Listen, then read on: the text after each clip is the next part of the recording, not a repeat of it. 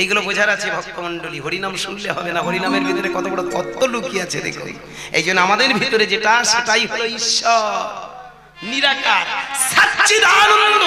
তিনি সৎ, তিনি চিৎ, তিনি আনন্দ। সৎ মানে যার কোনো ভেজাল নেই, চিৎ মানে চৈতন্য আছে যার, আনন্দ যিনি দুঃখে কষ্টে সব সময় সুখে থাকেন, কি যার কোনো দুঃখই নেই। আমি আপনি কাঁদবো, কিন্তু শ্যামলীর মা চলে গেছে মানে ও কাঁদবে না, তাই না? ও উপরে গিয়ে মজা লুটছে, দেখছে, হ্যাঁ, তার দৃষ্টিকোণ দিয়ে দেখছে, হায় রে ওরা সব কেঁদে পাগল, তুই কি জন্য কাঁদছিস? তোরাও তো একদিন আমার মতো হবি কি? হ্যাঁ বাবা, এগুলো বোঝা যাচ্ছে জানেন। মানুষ মরে গেলে সে তখন বুঝতে পারে তোমরা কিসের জন্য কাঁদছো। এটা তো এই পৃথিবীর জড় জাগতিকের জন্য তুমি কাঁদলে, কিন্তু ভেবে দেখেছো কোনোদিন আমি কাঁদি, তোমার ভিতরের মানুষটাও কাঁদবে না? তাহলে সেই আনন্দ, সেই সাথ, সেই চিৎ, সেই আনন্দ, সেই তোমার আদি ভগবান ঈশ্বর, সেটাই দেখবে। যত বেশি নাদ ব্রহ্ম সাউন্ড এনার্জি শব্দ ব্রহ্ম প্রণব মন্ত্র জপ করবে, তত তোমার ভিতরে সেই চৈতন্যটা জেগে উঠবে, চেতনা তৈরি হবে। দেখবেন যত বেশি হরিনাম করবেন, যত বেশি হরিনাম শুনবেন, আস্তে আস্তে দেখবেন আপনার ভিতরে একটা চেতনা তৈরি হচ্ছে। কোনটা ভালো কোনটা মন্দ বিচার্য করার যোগ্যতা আপনার এসে যাচ্ছে। সেই চোখটা তৈরি হওয়ার সাথে সাথে মনে মনে ভাবছেন না এই কাজটা করলে ভুল, এই কাজটা করলে ঠিক। কি বাবা হয় না বাবা? কি গো মা? যত বেশি হরিনাম করবেন দেখবেন আর কোনো কারু কাছে যেতে হবে না, বাড়ি বসে বসে বিচার বিবেচনা হয়ে যাবে। এই সিঁদুরটা কেন করছেন? এই যে যতবার টাকা দিচ্ছেন, দিতে দিতে না চোখটা ফুটে যায়, তখন মনে হয় সংসারের প্রতি আমার একটা দায়িত্ব আছে, আমার একটা কর্তব্য আছে। আমি ঘর ছেড়ে এসেছি, আমার মাকে ছেড়ে বাবাকে ছেড়ে, এই শাশুড়ি আমার মা, শ্বশুর আমার বাবা, স্বামী আমার কাছের মানুষ, এই সন্তান সন্ততি নিয়ে ভালো ভালো বস্তুকে থাকবো। আমি সবাইকে নিয়ে ভালো থাকলেই তো আমার জীবনটা ধন্য। ভালো করে ভেবে দেখবেন, জীবনে একটার পর একটা মানে বুঝতে শেখেন, কে আমার কাছের মানুষ, কে আমার আপন। এমনি এমনি করে তিল তিল করে দেখিয়ে দেয় এদেরকে ভালোবাসার সাথে সাথে একটা ভালোবাসার মানুষ আছে, সেই মানুষটাকে আমায় ভালোবাসতে হবে। কি গো এটা, এটাই শিখিয়ে দেয় জানেন। এই সংসারের ভালোবাসার সাথে সাথে একটা ভালোবাসার মানুষ যে আছে, সেই ভালোবাসার মানুষটাকে চিনিয়ে দেয় এই নয়ন। তাই তো নদিয়ার চাঁদনী মাই বললেন, ওইখানে তুমি রচনা করো তিলক তিলক তিলক তিলক। এই যে আজকের ভালো করে ভেবে দেখবেন, যারা তিলক কেটেছেন, আস্তে অনেকে বলে হরিবাসরে দাঁড়িয়ে দাদা, কারণ আমার এই কীর্তন শোনার পরে কিছু কিছু গায়করা এসে দেয়, আমাকে বলে ওই বলে গেল তোমরা শুনে নিলে বাবা, তিলক কেটেছে। তিলক কাটা নয়, তিলক সেবা। আমি তাদের উদ্দেশ্যে বলি, বাবা মরদ থাকে আমার সামনে আয়, শোনার সেবা কাকে বলে আর কাটা কাকে বলে আমি শিখিয়ে দিচ্ছি। আগে তিলক কাটতে শেখ, তারপর তো সেবা করে। কি আগে তোর ভিতরে কাট, তিলক কাট। এই যে চোখটা হলে, চোখটা ফুটতে ফুললে, তবে তোমার ভিতরে যে আজ্ঞা চক্রে একটা চোখ আছে, আগে পর্দাটা কেটে ফেলো, তবেই তো তুমি বুঝতে পারবে সেবা কাকে বলে। কি ভালো করে ভেবে দেখবেন, আমি যদি নিজের চেতনা না তৈরি করতে পারি, মানুষকে চেতনা দেব কি করে? তাহলে নিজের আগে তিলক দিয়ে, তিলক কাটতে কাটতে ত্রিলোক কাটা হয়ে যায়। এখানে যেদিন চোখটা ফুটে যায়, কোনটা স্বর্গ কোনটা মর্ত্য কোনটা পাতাল বুঝতে পারি, কোনটা নরক কোনটা স্বর্গ সব জানতে পারি। আজকে আমরা কীর্তনিয়ার তো ব্যবসায়ী হয়ে গেছি, হয়নি বলুন না? এখন আমরা যারা হরিনাম করি, আস্তে নিমাই চাঁদ 500 বছর আগে, আমি বারবার বলছি, আমার আজকের বিষয় থাকবে নবাব হোসেন সহ উদ্ধার। আর আমি লীলার মধ্যেও ঢুকে পড়েছি। লীলাটা এটা কি, গৌড় লীলার মধ্যেই আজকে আমি গাইব। ভালো করে মন দিয়ে শুনবেন। নিমাই চাঁদ যে কথাগুলো বলেছে, কত বড় দামি দামি কথা বলেছে, আর সেটা আজকের কি রকম বিকৃত দেখুন। এখনকার দিনে আমরা কীর্তনিয়ারা এসে বলি কি, মা তোমরা হরিনাম করো চলে যাবে স্বর্গে, মা তোমরা যদি হরিনাম না করো তাহলে তোমাদের ঠাঁই হবে নরকে। কিন্তু 500 বছর আগে নদিয়ার চাঁদ বললেন ভুল ধারণা, তোমরা যেটা ব্যাখ্যা করছো সেটা ভুল। সে যুগের ব্যাখ্যাটা দেখুন, আমার নিমাই চাঁদের ব্যাখ্যাটা দেখুন। শুধু নিমাই চাঁদ নয়, মহাজনদের ব্যাখ্যা, আর আমাদের মতো যারা ব্যবসায়ী ধর্মযাজক, আমরা বাইরে যারা সাজিয়ে মানুষকে ঠকানো ছাড়া আর কিছু করি না। আস্তে না বলে থাকতে পারি না। ভালো করে ভেবে দেখুন, কদিন আগে আমার একটা ছুটি ছিল জানেন, আস্তে কদিন আগে মানে অনেকদিন আগে, প্রায় 1.5 মাস আগে, মাঘ মাসের দিকে, জানো তা আপনাদের পাড়ায় নাম হট্টপট্ট হয়? হট্ট হয়? ও বাবা, তাহলে এটা সব পাড়ায় হয়? হ্যাঁ, আমাদের পাড়ায় মোটে চৈতন্য ছিল না। এক দুটো কে কোথায় মানসিক টানসিক করেছিল রেখেছিল, মাগো এখন অন্তত 150-200 খানা চৈতন্য থাবা থাবা করে দেবে। হাসি নয়, থাবা থাবা করে চৈতন্য রেখেছে। আমি নিন্দা করছি না, বারবার একটা কথা বলবো, আজকের উইথিন ক্যামেরা অন দা স্টেজে দাঁড়িয়ে একটা কথা বলে যাই। আস্তে বাবা, আমি কাউকে নিন্দা, কাউকে বিদ্রুপ, কাউকে ছোট করার মানসিকতা নিয়ে হরি কীর্তন করতে আসিনি। যদি বলেন তুমি বাবা ব্রাহ্মণ বৈষ্ণব বা এই সবগুলো নিন্দা করছো, হরিবাসরে দাঁড়িয়ে আমি কথা দিলাম, যদি কাউকে নিন্দা করে থাকি তবে নিন্দার জন্য যত পাপ হবে আমি মাথায় নিতে রাজি, সমস্ত পাপ আমি মাথায় নেব। কিন্তু আমি এসেছি নিন্দা করতে নয়, সমালোচনা করতে। সমালোচনায় জ্ঞান বৃদ্ধি হয়, নিন্দাতে পাপ হয়। সেটা আমায় শেখাতে হবে। আমি যেটা বলছি আপনারা ভালো করে ভেবে দেখবেন, আমি কাউকে নিন্দা করার জন্য দাঁড়াইনি, সমালোচনা। আর এটার দ্বারা সমাজ সংস্কার হয়, যেটা চৈতন্য মহাপ্রভু কাউকে নিন্দা নয়, ব্রাহ্মণ্যবাদকে নিন্দা নয়, কুসংস্কার কোনোদিন নিন্দা করেনি, সেগুলোকে নিয়ে সমালোচনা করেছে। আজকে আমি সেইখানে দাঁড়িয়েছি। আস্তে মন দিয়ে শুনবেন। তা সেদিন আমার গান ছিল না, আমি বলি দেখি পাড়াতে সব নাকি নাম হট্ট হচ্ছে, যায় তার নাম হট্ট হলে দেখবেন পাড়াতে সব চাঁদা কালেকশন করে সব রান্না বান্না ভালো হয়, হয় না? খাওয়া দাওয়া ভালো হয়। শালা বাড়ি কোথায় ডাল ভাত খায়, তাই না বলুন? আর একবার যেখানে নাম হট্ট হবে, প্রথমে একটা শুক্তো দেবে, আলু ভাজা দেবে, ডাল দেবে, তারপর একটা পনির তরকারি দেবে, একটা সোয়াবিনের ছক্কা দেবে, একটু ফুলকপির ছক্কা দেবে, চাটনি দেবে, পাঁপড় দেবে, দই দেবে, মিষ্টি দেবে, শেষে একটা ভালো জিনিস দেবে, পরমাল খেলে মাল টায়ার কালার মাল একদম আমের মতো চেহারা হবে না বলুন? আমাদের পাড়ায় কটা দেখি সব চৈতন্য টৈতন্য রাখার পরে দেখি ইদানিং এত ভালো খাবার পাচ্ছি, ওই খেয়ে দেখি কি সুন্দর কালো পেঁচার মতো ছিল, এখন দেখি নাটক বেশ লাল লাল নাটক দোষ হয়ে গেছে। আমি যাক ভগবান তোমাদের চেহারা দিয়েছি, আস্তে ক্ষমা করবেন, ভালো করে ভাববেন, দুঃখ নেই, এগুলো প্রয়োজন আছে আস্তে আস্তে। তা যাই হোক, সেদিন আমার গান ছিল না বলে আমি তবে বলি দেখি যাই নাম হট্টে যাই। তার নাম হট্টে গেছি, দেখি বাবা বৃন্দাবন থেকে সব সব কিনে কিনে সব মোটা মোটা বৈষ্ণবরা সব, শুধু বৃন্দাবন নয় নবদ্বীপ থেকে বহু দূর দূরান্তর থেকে এসেছে। তার নাম হট্ট হচ্ছে, আমি গেছি শুনছি। আমি সপরিবারে আসি, আমার বউ বাচ্চা নিয়ে বুড়ো বয়সে সংসার পেয়েছি, দুটো ছোট, একটা ওই বছর 3 হবে আর একটা বছর 7 মতো হবে। ওরাও দুজনে বলে ও বাবা যাবো, বাবা হ্যাঁ মা কি করবো, বুড়ো বয়সে বিয়ে করেছি, ওদের না নিয়ে গেলে ওরা আবার কোথায় কি বলবে, বলবে একটা চুল মাইরি মা কালো নেই, মা কালী দিব্যি খেয়ে বলছি সব পাটের ঘুষি হয়ে গেছে। আমার বউ ওই কায়দা মতো কি একটা লম্বা মতো কি একটা বোতল না কি বলে সুপার ভালো, ওই মাল দিয়ে এই কালারটা করে দিয়েছে, এটা আমার বউয়ের অবদান। হ্যাঁ গো মা, যদি কোনো কালে না করি খবর খারাপ। তো যাই হোক, এখন ছেলে পুলে নিয়ে এখন কি করি, ওরা না আরে এমন একটা কায়দায় পড়েছি, ভবিষ্যতে বিশ্বাস করো মা, ওরা যখন বড় হবে আমার দাদু বলবে, তাই তো হবে। তো যাকে পুরো বয়সে সংসার পেতেছি যখন, এখন ছেলে দুটো আবদার ধরেছে, ও বাবা যাবো, চল। বউটা বলে কি ওদের নিয়ে যাচ্ছ, আমি যাবো না, চল সপরিবারে ঘুরে আসি। কথাটা ভালো করে ভাববেন, হাসি নয়, ব্যঙ্গ বিদ্রুপের মাঝখান থেকে হাসি, মাঝখানে আনন্দটা পাবো আসতো আস্তে আস্তে। এখন সপরিবারে গিয়ে আমরা বসেছি, বসে বসে এখন তাহলে ভাগবত পাঠ শুনছি, গীতা পাঠ শুনছি, বিভিন্ন শুনছি, শোনা টোনা হয়ে গেছে। শেষে একটা মহারাজ বক্তব্য রাখবেন, উনি হলেন মেন। তা মহারাজজি এবার উঠেছে, উঠে আসরে দাঁড়িয়েছে। এইবার দেখলে সবার ভক্তি জাগবে, কি বাবা নিতাই গৌর প্রেমানন্দে হরি বল হরি বল। মোটা গোসাইয়ের দেখে সবাই মিলে আমরা হরিধ্বনি দিলাম। গোসাই ঠাকুর এবার শুরু করলো হরে কৃষ্ণ হরে কৃষ্ণ, বিভিন্ন ধরনের আলোচনা হতে হতে এইবার শুরু করেছে মা অমা মাগো একটা কথা তোমাদের বলি, যারা মালা নাও নি এবার থেকে মালা নেবে। খুব ভালো কথা, আমার বাবা মায়েরা যারা মালা নেননি চেষ্টা করবেন মালা নেয়া, কারণ আমাদের সনাতন ধর্মের এটাই রীতিনীতি। মালা এমন একটা জিনিস যেটা কিন্তু আমাদের শুধু বাইরে দেখতে ভালো লাগায় না, আমাদের ভেতরটাকেও সুন্দর করে। মালাটা ভালো করে ভেবে দেখুন আস্তে। এই যে তুলসী গাছটা, পৃথিবীর মধ্যে যত গাছ আছে, যত বৃক্ষ আছে, সব থেকে শ্রেষ্ঠ বৃক্ষ যদি থেকে থাকে তবে তুলসী গাছ। তুলসী গাছ 108 রকম রোগ নিবারণ করে।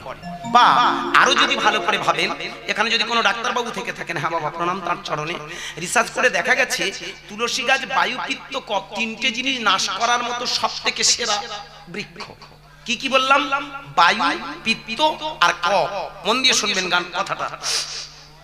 বায়ু মানে কি? আমাদের ভিতরে দেখবেন যে খাবারগুলো খাই মাঝে মধ্যে হজম টজম না হলে না আমাদের পেটে গ্যাস হয়, তাই না?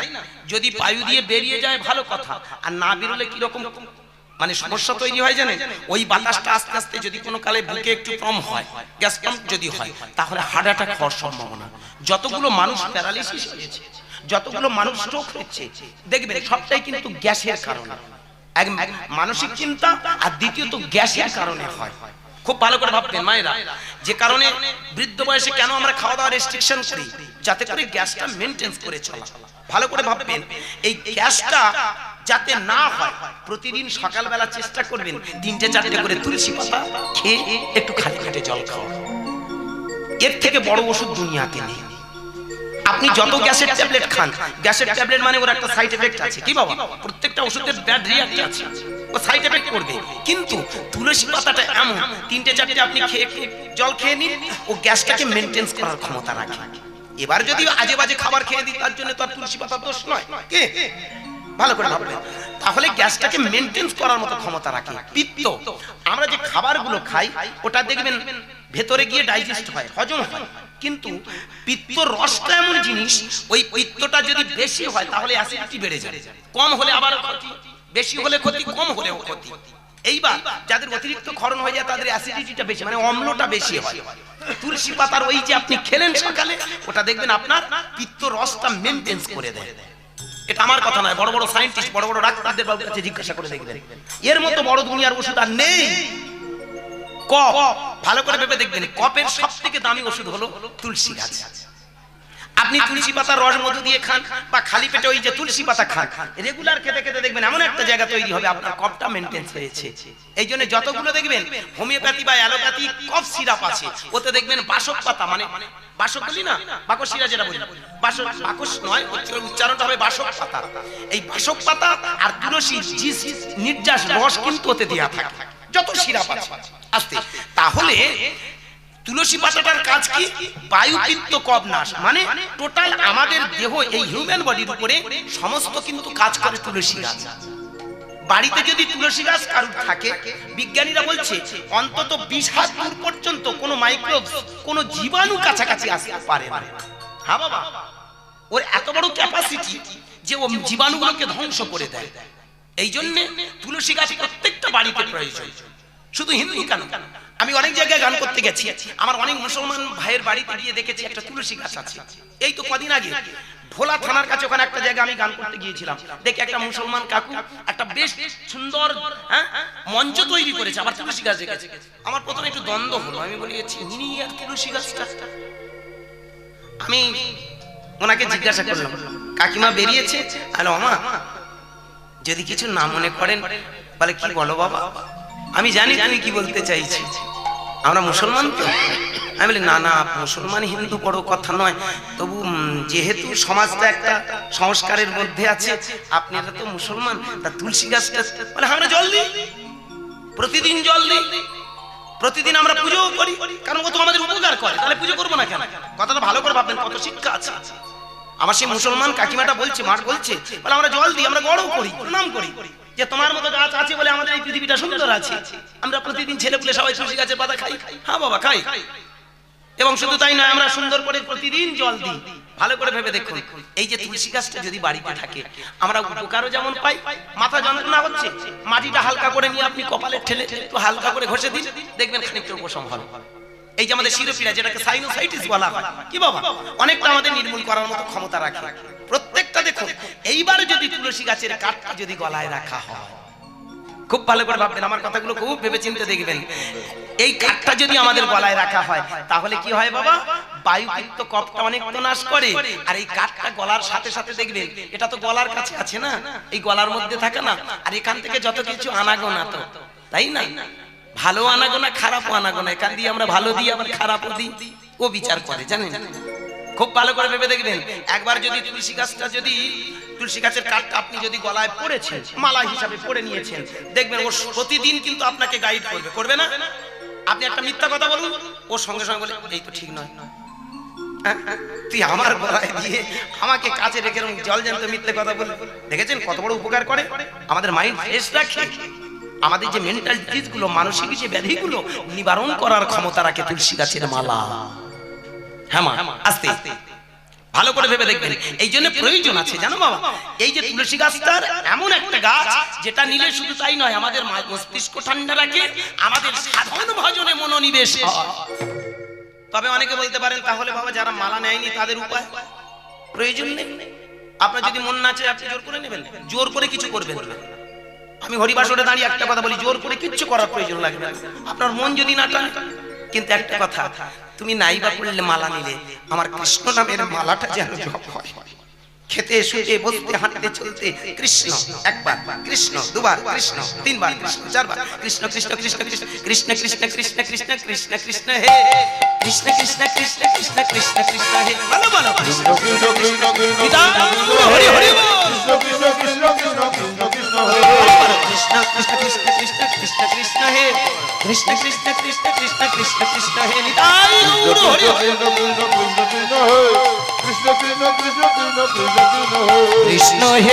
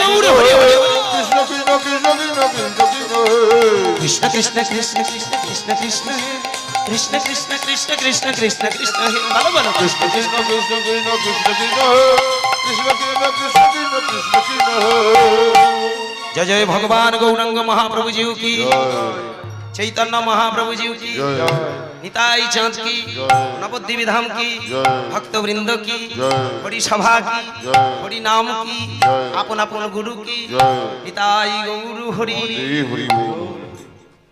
কি মায়েরা বাবা। তাহলে কি দাঁড়ালো বিষয়টা ভালো করে ভাবুন।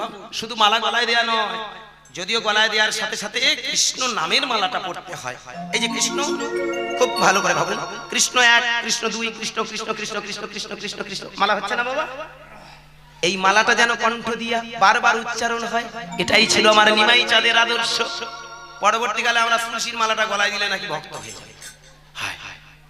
সারাদিনে থাকবো না, শুধু গলায় ঝুলিয়ে কোনো লাভ আছে বাবা? তা যাকে যেটা বিষয়, এইবার আস্তে আস্তে মাগো সেই গোসাই বলছে, ভক্তবৃন্দ তুলসীর মালা প্রত্যেকটা মায়েদের প্রয়োজন। কেন জানো? আমাদের শাস্ত্রে কি আছে? খুব মন দিয়ে কথাগুলো শুনবেন। আমাদের স্কন্দ পুরাণে আছে, একটা পুরাণের নাম বলেছিল, নামটা আজও মনে আছে। আমি পড়িনি বাবা, মিথ্যা কথা নয়। পুরাণটা পড়েছিলাম, কিন্তু পুরাণে কোন জায়গা আছে আমি পড়িনি, মিথ্যা কথা নয়। স্কন্দ পুরাণে উল্লেখ আছে, যার গলায় মালা থাকে না তার দেহটা পশুর তুল্য, সে পশুর সমান। মাথার ভেতর ছড়াত করে উঠবে না বলুন? যাদের গলায় মালা এখনো পরেননি বলুন না, ভেতরটা কিরম যেন আটকে উঠলো না বলুন? আস্তে যে না জানি, তাহলে আমাদের দেহটা চার। এইবার গোসাইটার কথা ভাবুন, আস্তে মন দিয়ে শুনবেন। যিনি মালা ধারণ করেন না, তিলক ধারণ করেন না, নিরামিষ ভক্ষণ করেন না, সাধু সঙ্গ করেন না, তাদের জীবনটা হলো পশুর তুল্য। যা সংসারী মানুষদের সোজা ঢুকিয়ে দিল পশুর সঙ্গে। কি বিষয়টা এবার কি হলো? এইবার আস্তে আস্তে আস্তে বাবা মই দাও, কিন্তু আমার যেন গন্ডগোল দিও না। হ্যাঁ, আস্তে আস্তে মন দিয়ে শুনবেন।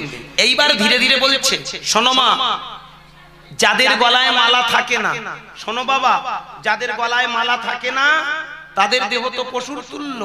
যদি কাউকে জল দান করে সেটা হয় মূত্র তুল্য, মানে প্রস্রাবের সমান। আর যদি সেই লোক কাউকে খেতে দেয় সেটা হয় বিষটা তুল। বিষটা মানে বোঝেন পায়খানা। মাগো আজকে আপনারা আপনাদের স্বামীর খাওয়া বন্ধ করে দিন। বাবা যাদের গলায় মালা নেই খবরদার কাউকে খেতে দিও না। সে ঘরের ছেলে এসে যদি কেঁদে পড়ে বাবা খেতে দাও, বল তুই বেড়ে খা। আমা যাদের গলায় মালা নেই মা আমি পায়ে ধরে বলবো, ছেলে বা স্বামী যখন এসে বলবে ওগো কিছু খেতে দাও, বল তুমি বেড়ে খাও। কারণ হিসেব মতে গোসাই যেটা বলেছে সেটা তো দেখতে হবে।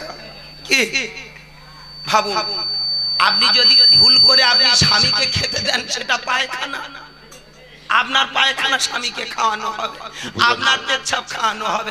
শাস্ত্র আর আছে বাবা, কি কায়দায় বলছে দেখো। মানুষকে ভয় দেখিয়ে কিছু হয় না গো। ডিউটি মানুষকে বিউটির দিকে নিয়ে যায়।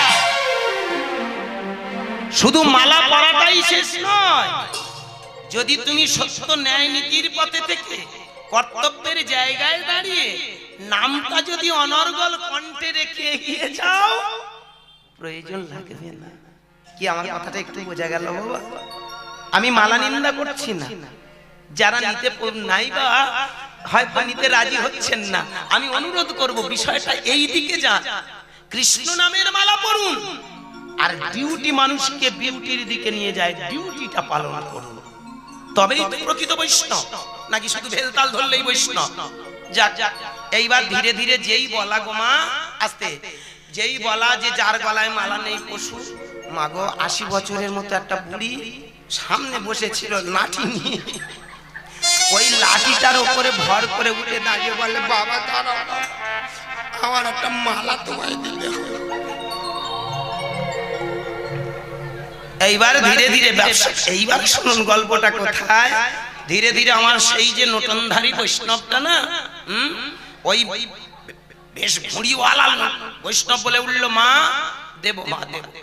এসেছি যখন আমি সব বিধি ব্যবস্থা করে এসেছি, শুধু তাই নয় বৃন্দাবন থেকে রাধারানীর গলার তুলসী মালা নিয়ে চলে এসেছি, দিয়ে আমি যাব। আমার বউ বলে যাকেই দেখো হয়েছে। আমি বলি ও বউ দাঁড়াও, একটা কথা শুনে রেখো, এই ছাড়া দুনিয়ার নয়। উকিল ভাবিছে মক্কেল পাইয়া কিভাবে খসাবো টাকা, প্রেমিকা ভাবিছে প্রেমিকের পকেট দেখছি ফাঁকা, পূজারি ভাবিছে পূজায় বসিয়া দক্ষিণা এত কম, টাকার দুনিয়া টাকার পিছনে ঘুরছি মোরা হত। ধর্ম কোথায়? টাকার গোড়ায়। মঠ মন্দির আশ্রম গুলো ফাঁদ পেতে বসে আছে। সোনার গৌরাঙ্গ দেখতে যাবেন, টিকিট ছাড়া ভেতরে চান্স নাই। কোন আশ্রমে ঢুকতে যাবেন, টাকা ছাড়া কোনো দরজা খোলা নেই। টাকা যদি থাকে ভিতরে ঢুকতে দেবে, টাকা নেই মানে ওখান থেকে চলে আসতে হবে। ওরা তো পকেট ফাঁকা করার জন্য একটা ফাঁদ পেতে রেখেছে। রাগ করবেন না, ধর্ম মানে তো ব্যবসা। আমার এই জন্য কীর্তনটা মন দিয়ে শুনবেন। নিতাই চাঁদ কি কীর্তন করেছে, আমরা আর কি করি। কি আজকে ভালো করে ভেবে দেখুন। এইবার ধীরে ধীরে বলছে দেব মা দেব। তা বুড়ি এসে বলছে ক টাকা দিতে হবে বাবা, ক টাকা দিতে হবে? বলে বেশি নয় মা, রাধারানীর গলার তুলসীর মালা তো, তাই বেশি দাম নয়, মাত্র 150 টাকা। সালা 30 টাকার মালা। ব্যবসাটা কোথায় চলছে বুঝতে পারছেন? ওই শুনে রাগ করবেন না, আমার মায়েদের তো আবার মায়েরা তো অন্ধ ভক্ত। হ্যাঁ, মায়েরা যদি মনে করে একবার যদি একটু মিষ্টি মিষ্টি কথায় আপনাদের ডুবিয়ে দেওয়া হয়, ওখান থেকে ওঠা বড় দায়। ওই শুনে সব বুড়িরা, সব আমার পাড়ার মায়েরা বলে বাবা আমার জন্য আমার জন্য আমার জন্য দেব মা, সব ব্যবস্থা আছে। এক ঝোড়া মাল বার করেছে জানো বাবা, একটা পেট চুপসানো একটা ব্যাগ ছিল, আধ ঘন্টার ভেতরে দেখি ফুলে কলা ব্যাগ। একটা পেটে মানে কিছু ছিল না ব্যাগটার, জানো মা, কালো মতো বেশ বড় মতো সওড়া মতো এইরকম সাইজে, পেটে কিচ্ছু ছিল না। আধ ঘন্টার ভেতরে ঝোড়ার মাল শেষ, ওদের মালগুলো এসে সব পেট ফুলে গলা দেয়। ব্যবসাটা কোথায় নিয়ে বলছে হরে কৃষ্ণ, আপনারা ভাববেন না এই টাকাটা জলে গেল, এটা গোবিন্দের সেবা হবে, তবে এখানে নয়। কথাটা ভালো করে ভাববেন, এই দুনিয়াটা কোথায় চলছে, এরা কারা, নিমাই চাঁদ কোন কীর্তন গিয়ে গেল। এবার আরো একটা মজার জায়গা, এটা তো গেল ওনার প্রথম ডোজ, দ্বিতীয় ডোজটা শুনুন। আমি সপরিবারে বসে আছি, এইবার আস্তে আস্তে বলছে ভক্তমণ্ডলী, ভক্তিমতী মায়েরা, যারা মালা পড়েছেন, তিলক ধারণ করেন, নিরামিষ খান, হা বাবা শুনে রাখুন, মৃত্যুর পরে আপনাদের ঠাঁই হবে স্বর্গে। আমরাও কীর্তনিয়ারা বলি, আমরা তো ওই জাতের জাত, আমাদের ভাইরা ভাই, নিজের লোক, খুব কাছের মানুষ, রাগ করবেন না। হ্যাঁ, আমি তো ওই জিনিসটাই নাই, দেখুন এই মালা তিলক করেছি মানে শুধু ঝাড়ার ধান্দা, বলুন না, যতক্ষণ থাকবো শুধু ঝাড়া। এই যে চড়চড় করে কাঁটা উঠছে মানে আমার টাকা উঠছে, তো ঘড়িও জ্বালায় ঘুরপাক খাচ্ছে আর আমি জ্বালায় ঘুরছি, গোমা ও কখন শেষ হবে। রাগ করবেন না, আসতে যাবো, সব কথা আলোচনা হবে। নিমাই চাঁদের কীর্তনের সঙ্গে বর্তমান কীর্তনের ডিফারেন্সটা কোথায়, কম্পেয়ার করবেন আপনারা আস্তে। এইবার বললেন কি, যারা মালা পড়েছেন, তিলক রচনা করেছেন, একাদশী করেন, নিরামিষ খান, তারা মরে গেলে চলে যায় স্বর্গে। আর যারা হরিনাম করে না, যাদের গলায় মালা নেই, তাদের ঠাঁই হয় নরকে। আপনি ভয়ে বলুন, ভয়ে মালা নেবেন, জ্বালায় পড়ে মালা নেবেন? কি বলুন, মানুষ জ্বালায় পড়ে মালা নেবে, আস্তে আস্তে কি করবে, মাগো মালা কটা ফাঁকা হলো, আর ওই যে আমরা রাটির মতো সব চকনা করিয়ে এনেছিল রাধা রানীর পায়ের মাটি, মাগো সকলে নিয়ে গিয়ে দেখি চাবড়া খেলে গুলে সব মারল। বেশ, খুব ভালো, বাইরে রাঙাও, কিন্তু যে মানুষটা বলছে সে কি বাইরে রাঙিয়েছে না ভেতরে, প্রশ্নই জায়গায়। এবার বলছে শোনো মা, যারা হরিনাম করতে করতে আস্তে মালা গলায়, নিরামিষ, তিলক মাটি তিলক সেবা করে যারা হরিনাম করে, তাদের মৃত্যুর পরে ঠাঁই হয় কোথায়, স্বর্গে। কথাটা আমি মাইন্ড করেছি, আপনারা কি কতটুকু করেছেন জানি। আমার বউ পাশে পাশে, ও ম্যাট্রিক পাস, মানে ম্যাট্রিক মানে মাধ্যমিক পাস, জানো, ও মেদিনীপুরের মেয়ে, খুব ভালোবাসে, পরাণ দিয়ে ভালোবাসে, মেদিনীপুরের শিক্ষার মাটি, জানো বাবা। আমি বুঝে বুঝে একটা মেয়ে এনেছি, কিন্তু মাগো বউটা একটু দেখতে খারাপ বলে গো মা কেউ ভালোবাসে না, আমার বাড়ি কেউ মেনে নিতে পারেনি, পাড়ায় আজও বলে হ্যাঁ রে গুরুদাসে এত ভালো, বউটা দেখে দেখে একটা খুচরো মতো নিয়ে আসবে। আচ্ছা মা বলো তো মা, মেয়ে কালো হওয়া অপরাধ, মেয়ের বাপের টাকা না থাক কি অপরাধ, মেয়ে যদি বেটে হয় অপরাধ, দুনিয়াটা এই দিকে। মেয়ে যদি একবার কালো হয়েছে, ওর বাবা মার পাশে যাবে, বলুন আপনারা, আমরা বাবা মা হয়েছে, মেয়ে যদি একটা কালো হয়েছে তাহলে তার খবর খুব ভালো নয়। কি, মেয়ের বাপের যদি টাকা না থাকে তাহলে আরো বসে যাবে, ব্যয় করতে পারবে না, মানে ভালো জামাই পাবে না। আর মেয়ে যদি বেটে হয়, সব জায়গা থেকে এসে ভালো মন্দ খেয়ে গিয়ে ফোন করে বলে দেবে না আমার ছেলের সঙ্গে মানাবে। রাগ করবেন না, বউ আমার খুব ভালোবাসে, একটু বেটে করে কিন্তু দেখতে ভালো, জানো।